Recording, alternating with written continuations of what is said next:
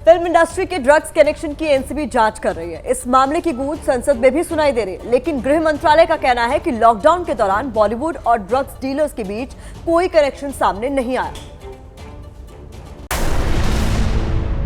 कोई थाली पहली बात तो मिली नहीं, अब मेरा इतिहास पढ़े। अरे सुनो यार, जिस थाली में खाते हैं उसमें छेद करते हैं।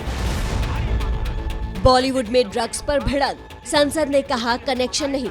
फिल्म इंडस्ट्री में ड्रग्स के मामले पर जया बच्चन, रवि किशन और कंगना रनौत के बीच जंग छिड़ी हुई है। इस युद्ध के बीच देश की संसद को गृह मंत्रालय ने बताया कि कोरोना के चलते लागू लॉकडाउन के दौरान अभी फिल्म इंडस्ट्री और ड्रग डीलरों के बीच कोई कनेक्शन सामने नहीं आया है, न ही कोई सूचना ही सामने आई है जिससे दोनों के बीच रिश्ता पता चलता हो। इस विवाद में फिल्म अभिनेत्री कंगना रनौत भी मैदान में उतर गई। कंगना ने पूरे बच्चन परिवार को घसीटते हुए लिखा कि जया जी, क्या आप यही बात तब भी कहती अगर मेरी जगह आपकी बेटी श्वेता को प्रताड़ित किया जाता या नशा करवाया जाता? क्या आप यही बात कहती अगर आपके बेटे अभिषेक परेशान होकर एक दिन फांसी पर लटक जाते? आप सुनिए कि आखिर गोरखपुर से लोकसभा सांसद रवि किशन और राज्यसभा सांसद जया बच्चन के बीच क्या विवाद हुआ। Yesterday, one of our members in the Lok Sabha spoke, who is from the industry, against, I'm not taking a name, against the film industry. It's a shame. जिस थाली में खाते हैं उसमें छेद करते हैं। गलत बात है। I need the protection. The industry needs the protection and support of the government. Jaya जी, मैं आपको एबीपी न्यूज़ के माध्यम से कहना चाहता हूँ, मैंने कहा था कि फिल्म इंडस्ट्री में ये ड्रग कार्टेल जो घुसा है, जो लोग पेडलर्स घुसे हैं, जो हमारी इंडस्ट्री के हमारे बच्चों को, हमारे एक्टर्स को बर्बाद कर रहे हैं, जो अंदर एक बिजनेस कर रहे हैं, वहाँ धंधा कर रहे हैं, उन एक्सेस को, उनकी कमर तोड़नी है। और ये काम है आपका भी हमारा। मुझे लगा आप मेरा साथ देंगी, बट आपका ये शब्द उनको बहुत बहुत हर्ट हुआ मैं। इसके बाद शिवसेना सांसद संजय राउत भी जया बच्चन के समर्थन में उतर गए। किसी में दम नहीं है ये बात करने की, सिर्फ जया बच्चन ही सरकार की बात जया जी कर सकती है, क्योंकि उनकी अपनी एक सोच है, बहुत ही सरल तरीके से बात करती है और जो सच है वो बोलने में जया जी कभी पीछे नहीं हटती है, मैंने देखा है। इसलिए आज जो बात जया जी ने कही है उससे पूरा सदन सहमत था और मुझे लगता है पूरा देश भी सहमत है। मुंबई से निकलकर दिल्ली पहुंचे इस दंगल पर केंद्रीय मंत्री बाबुल सुप्रियो ने क्रिकेट की तरह सफाई की बात कही। पूरे बॉलीवुड को जो है टार्निश करना वो सही नहीं है। मेरा ये मानना है कि जैसे क्रिकेट में जब बेटिंग स्कैंडल ब्रेक हुआ था, तब क्रिकेट की वो ग्रे एरिया सामने आए थे, उसका खुलासा हो गया था। जिनको सज़ा मिलनी थी, जो घटिया काम कर रहे थे उस वक्त, वो सारे प्लेयर्स बैन हो गए। लॉन्ग रन में जो है जो सप्लायर्स है वो अरेस्टेड हो जाएंगे। लॉन्ग रन में बॉलीवुड जो है वो क्लिंज हो जाएगा। मुझे लगता है कि अभी लड़ाई नहीं करनी चाहिए। मुझे लगता है कि रवि किशन जी ने जो बात बताई है सही है कि फिल्म इंडस्ट्री को बचाना है तो ड्रग मुक्त फिल्म इंडस्ट्री बनाने की आवश्यकता है। सुशांत की मौत के बाद ड्रग कनेक्शन पर शुरू बॉलीवुड का ये बवाल बढ़ता जा रहा है। फिल्म जगत में खेमेबंदी भी शुरू हो गई।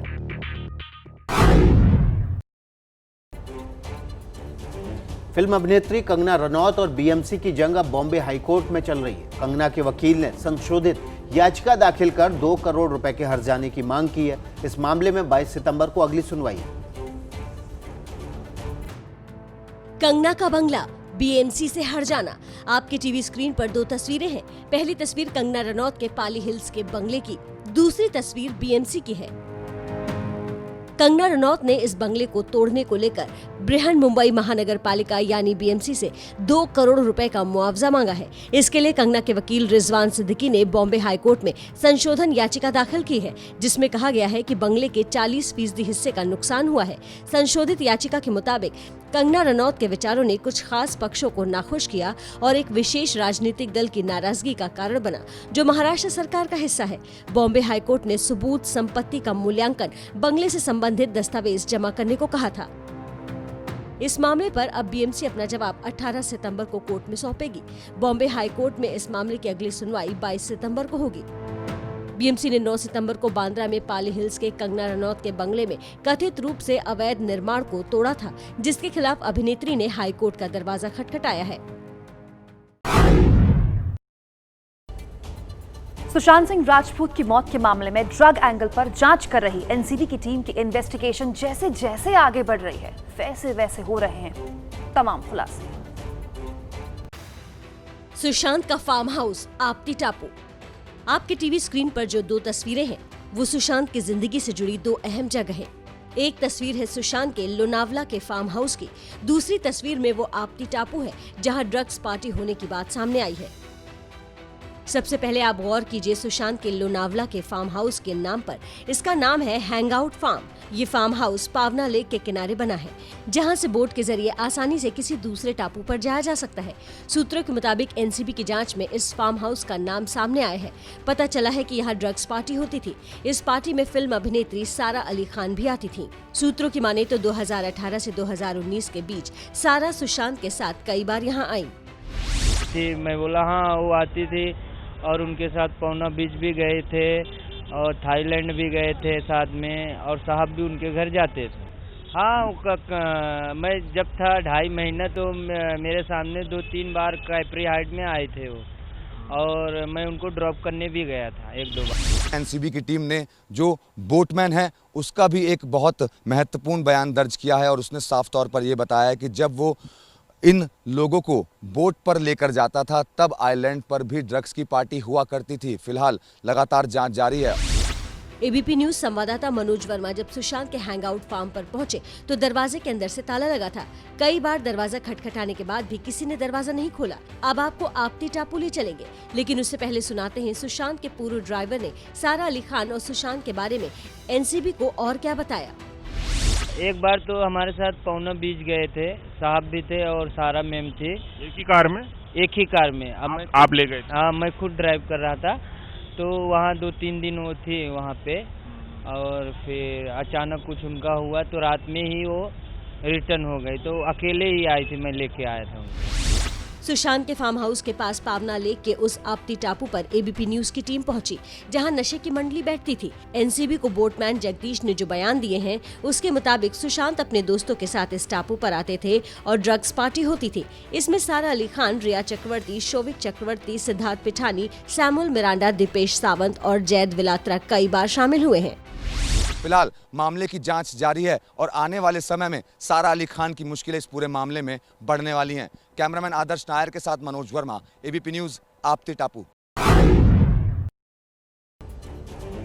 ड्रग्स केस में गिरफ्तार सुशांत सिंह राजपूत की गर्लफ्रेंड रिया चक्रवर्ती जमानत के लिए आज हाईकोर्ट का दरवाजा खटखटा सकती है। इस बीच एनसीबी ने ड्रग्स कनेक्शन की जांच तेज कर दी है। इस मामले में अब तक कुल 18 लोग गिरफ्तार हो चुके हैं। एनसीबी ने आज जया साहा और श्रुति मोदी को पूछताछ के लिए बुलाया है।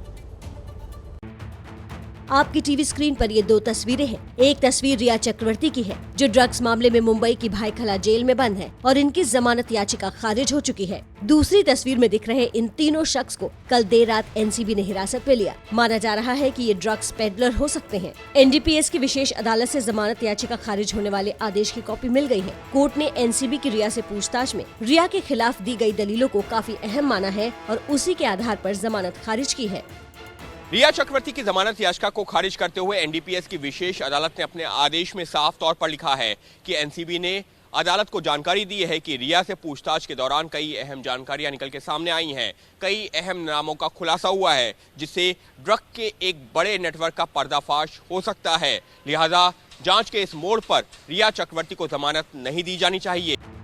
मुंबई से गिरफ्तार शोविक चक्रवर्ती के दोस्त सूर्यदीप मल्होत्रा और गोवा से गिरफ्तार क्रिस कोस्टा को एनसीबी ने कोर्ट में पेश कर रिमांड पर ले लिया है। ड्रग्स कनेक्शन में एनसीबी ने अब तक कुल 18 लोगों को गिरफ्तार किया है। एनसीबी ने करमजीत उर्फ केजे के पास से करीब 1 करोड़ रुपए की मर्सिडीज कार जब्त की है। इन गिरफ्तारियों के साथ साथ फिल्म जगत में ड्रग्स कनेक्शन के नए नए राज सामने आ रहे हैं। अब आपको सुनाते हैं कि बॉलीवुड में स्टार्स के पास ड्रग्स कैसे पहुँचता है।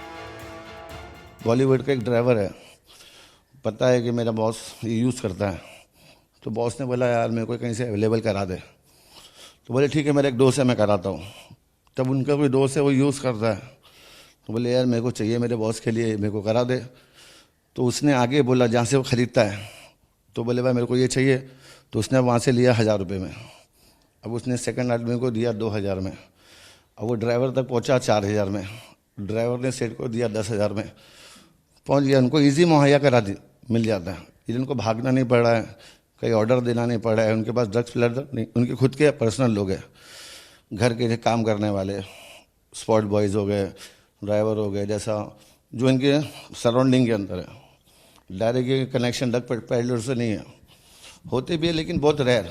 ये खुद भी नहीं चाहते कि हम खुद सामने शो, कि अभी ये सेलिब्रिटीज़ है, ड्रग्स डीलर के सामने शोएंगे तो बोलेंगे यार मेरे पास तो हीरोइन आती है, मेरे पास तो हीरो आता है, तो वो खुद भी नहीं चाहते। उनके घर के अंदर मुहैया ये कराने वाले इनके आपस के लोग। बॉलीवुड के ड्रग्स कनेक्शन पर मचे बवाल में अब मशहूर कॉमेडियन राजू श्रीवास्तव की भी एंट्री हो गई है। उन्होंने सरकार से कठोर नियम बनाने की मांग की। सुशांत सिंह राजपूत के लिए सच्ची श्रद्धांजलि होगी कि बॉलीवुड से ड्रग्स माफिया का सफाया हो जाए। मैं सरकार से भी रिक्वेस्ट करता हूं कि कोई कठोर कानून बनाया जाए और इनको ऐसी सज़ा दी जाए कि ये दोबारा इस तरह का सोचे नहीं।